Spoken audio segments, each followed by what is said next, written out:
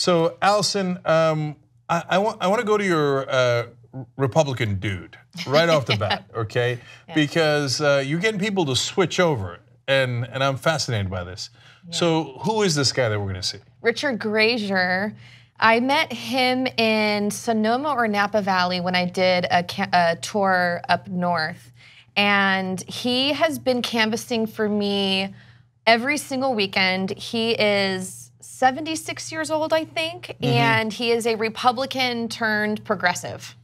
Wow, and he's not just voting for you, he's canvassing for you. He's canvassing for me, and he goes out there and he canvasses by himself every single weekend, rain or shine, probably always shine, and no matter... Clouds are shine. Yeah, and no matter whether other volunteers show up to help him or not, he is out there walking the streets and knocking on doors. So I love that story. So, and the other thing I like is that you're making videos when you're on the road. So this is one of those videos where you're actually talking to Richard. Yeah. So let's watch. I've been a Republican all my life. I grew up in the hills of Oakland and Piedmont, actually, where it's very affluent. I farmed for 25 years in the Imperial Valley as an iceberg lettuce farmer. All of a sudden, I lost my ranch in Calistoga, and then I had to live on Social Security like other people are doing, and found it's almost impossible. At the end of the month, I'm scraping. I'm saving my quarters, doing everything. You just can't live on it. It's a crime that people have to try to live on Social Security. Recently, about 2 months ago, I had a bladder problem that got in complications, and my bill is going to be about $3,600, and what they were going to charge, what they would have charged was $145,000 or $50,000. How can people make that? And somebody who is going from paycheck to paycheck. I had done 4 canvassings. I canvassed in Healdsburg, I canvassed in Vacaville, and I canvassed twice in Napa.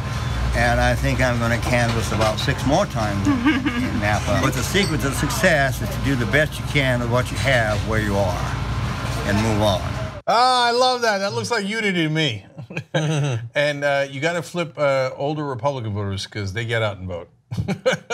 Yes, they sure do, and it's pretty easy once you talk to them, especially sending Richard out there to talk to them as well. But you know, the thing that really hit me, because I asked him, well, what was it that really opened your eyes and got you to leave the Republican Party? And he said, empathy. Oh, wow. Once he lost his farm, I mean, he was like a king of his land.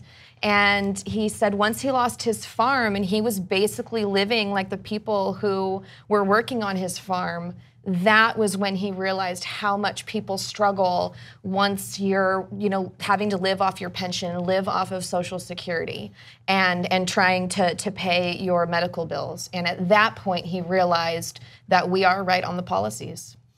Yeah, look, I get frustrated sometimes with the Republicans because it has to happen to them before they realize, oh, right, oh man, and maybe it turns out life is not super easy, right? And that people have struggles and that we got to stick together. Yeah. And I think that Republicans have empathy, but for a smaller group, right? For their folks in their family, folks in their church, right? A lot of times. I think they have empathy.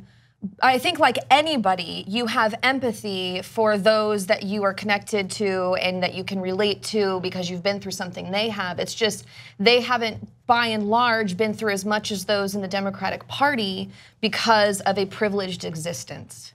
And so then once they get knocked down a pedestal, they experience whatever the issue is.